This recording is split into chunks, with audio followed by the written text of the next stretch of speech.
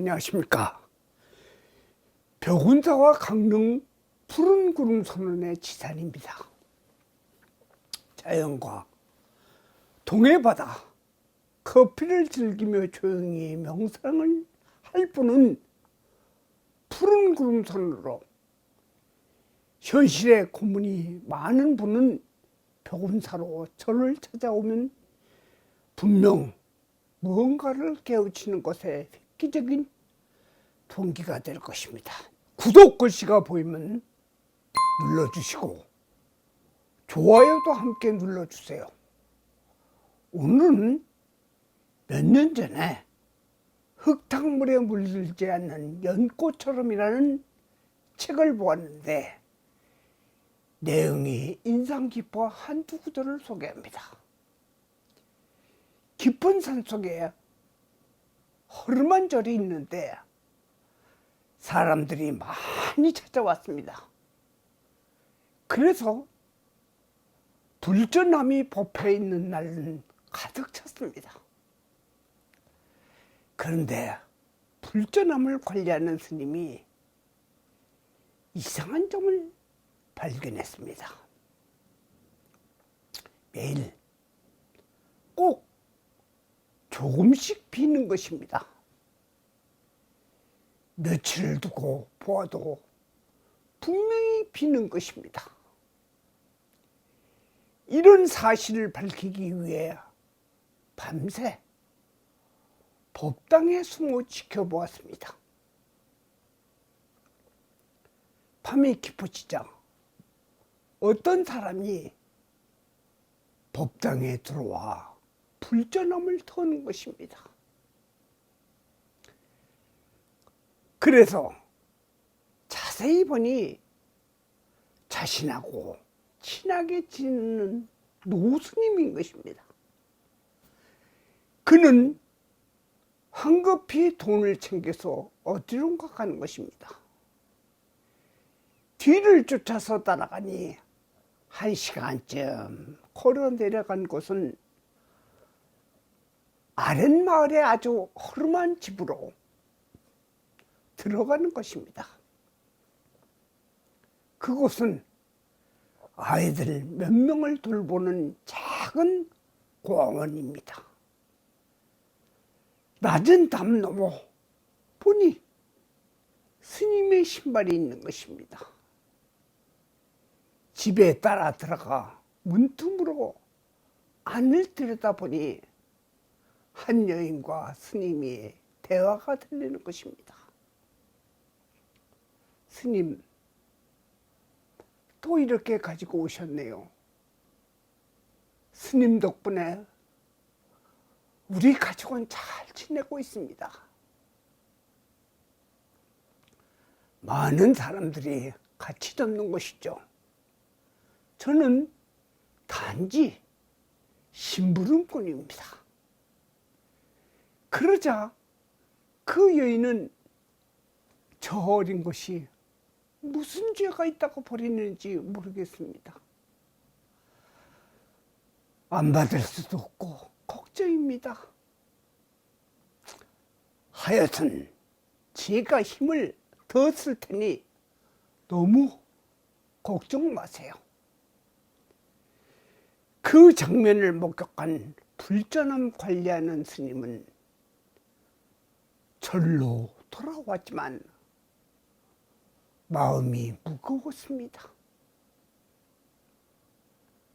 분명 밝히면 종단에서 큰 징계가 내릴 텐데 이럴 수도 저럴 수도 없었습니다. 하는 수 없이 도반 스님께 털어놓으니 그래? 그럼 자네가 입 다물고 있으면 되겠네. 그러는 것입니다. 하는 수 없이 다른 스님께 말하니 대답은 먼저 말한 스님과 같은 것입니다. 그래서 이번에는 추지 스님께 보고하니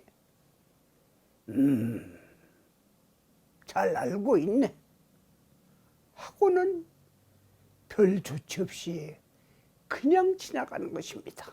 올해는 뱀띠 해입니다. 뱀의 허리가 어디냐고 물으면 대답이 천차만별일 것입니다. 의도가 좋다면 사익을 채우려 하지 않는다면 자기의 직분에 맞는 일이라면 어떤 행위라도 수용하고 좋은 뜻으로 받아들여야 합니다. 인간은 소원을 갖고 살아야 합니다. 그것은 자기 직분에 충실하고 알게 모르게 젖어들어야 합니다. 스님은 스님으로서 가져야 할 생활 방식 속에 살아야 하고, 의료진은 아픈 이를 돌보고 낫게 하는 최선의 방식을 지켜야 됩니다. 경찰이나 소방관, 의료진이 자기가 쉬는 날에 남의 사고나 불의한 일이 발생했을 때 자기 몸을 바쳐 어려운 일에 뛰어드는 것을 우리는 사회에서 훌륭한 사람으로 칭송합니다. 사실 그것은 당연하지만 사회가 너무 개인적이고 이기적에 젖어 있어서입니다. 재물, 이성, 명예에만 몰두한 종교인들이 세상을 떠들썩하게 이목을 집중시킵니다. 지금 시점에선 사자 신중충이란 말이 떠오릅니다. 자기 직분에 해를 끼치는 사람은 사자가 몸속에서 벌레가 생겨서 자기 몸을 먹는 것이지 외부의 벌레가 사자를 먹는 것이 아니라는 말입니다. 일부 사람들이 자기 직분의 일들을 스스로 파괴하는 것이지 누구의 꼬임이거나 분위기와 사회적 흐름 때문이라는 것은 아닙니다. 부처님은 인간 속에 무한한 능력을 갖고 있는 것을 소개하고 가르칩니다. 우리는 항상 올바른 원을 갖고 살아야 합니다. 남의 허물이나 잘못을 이야기할 때는 생각을 많이 하고 쉽게 하면 안 됩니다. 우리는 남의 잘못을 쉽게 말합니다. 아마도 고발 정신이 올바른 것처럼 여기는 사회적 분위기 때문입니다. 몇 년 전에 남의 잘못을 고발하면 포상금을 주는 제도가 시행되었다 합니다. 좋은 장점으로 생각되지만 사회적으로는 불신이 싹트는 것입니다. 어느 누구도 자유스러울 수가 없기 때문입니다. 계몽되게 하는 것이 힘들어도 결국은 신뢰가 싹트는 것입니다.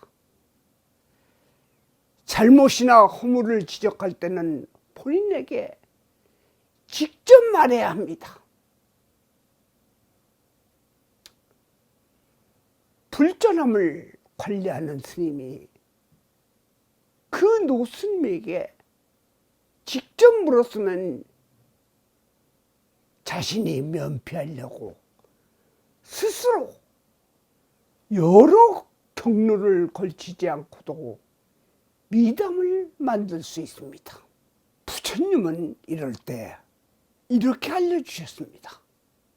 우선 5가지를 갖추도록 일러주십니다. 첫째는 반드시 사실이고, 둘째는 말할 때를 알아야 합니다. 셋째는 이치에 맞아야 합니다. 네 번째는 부드럽게 말을 해야 합니다. 다섯째는 항상 자비심을 가져야 합니다. 이는 자바암경의 말씀입니다. 발심을 한 수행되는 두 종류로 나눕니다. 첫째는 발심을 하여 모든 이타행을 중생에게 행동하는 유형이고, 또 하나는 그저 발심한 채로 나를 위한 깨달음을 추구하는 유형입니다. 불교에서는 소승과 대승으로 나눕니다. 여기에서 승은 탈승입니다. 소승은 자기만을 깨달아서 지금까지 못 보았던 깨달음의 세계를 누리므로 어떻게 보면 굉장히 이기적인 형태를 갖습니다. 그러나 이 경지에 드는 것만으로도 존경의 대상이지만, 한 걸음 더 나가서 수행자는 신도에게 일반 관점보다 훨씬 높은 경지를 표현할 줄 알아야 됩니다. 그것이 대승을 향하는 것입니다. 당나라의 도적 스님은 설법을 할 때마다 목욕 재개를 하고 새 옷을 입고 한답니다. 또한 열흘마다 악취가 심한 문둥병 환자의 옷을 빨고 치료도 하고 식사도 같이 합니다. 다른 스님이 물으면 사물에는 더럽고 깨끗한 것이 없다. 사랑하고 미워하는 것은 다 마음이 살렸다고 했습니다. 스님이 70세로 열반했는데 시신이 부패하지 않고 가부좌 자세로 그대로 있어 그 몸에 오칠을 하고 스님이 계시던 곳을 향해 절을 올렸다고 합니다. 이 영상을 보시는 스님들이 중생들과 아픔을 같이 한다면 저세와 존경받는 스님이 될 것입니다. 나무 석가모니불, 나무 석가모니불, 나무 시아본사 석가모니불.